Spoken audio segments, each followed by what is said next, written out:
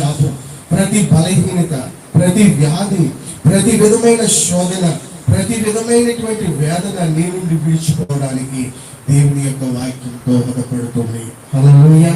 కనుక ప్రియులారా, యేసయ్య మాట నీలోనికి వస్తేనే ఇంత గొప్ప కార్యాలు జరుగుతాయి. యేసయ్యే మనలోనికి వస్తే ఇంకా ఎన్ని గొప్ప కార్యాలు మనకు జరుగుతాయి. కనుక యేసు క్రీస్తు ప్రభువు వారే మనలోనికి రావాలి. యేసయ్య మనతో ఉండడానికి కాదు, మనలో ఉండడానికి వచ్చిన వాడు ఆయన. మనలో ఉండి మనలను బలపరచడానికి వచ్చిన వాడు ఆయన. మనలను ఆశీర్వదించడానికి వచ్చిన వాడు ఆయన. మనము దరిద్రులుగా ఉండడం ఆయనకి ఇష్టం లేదు.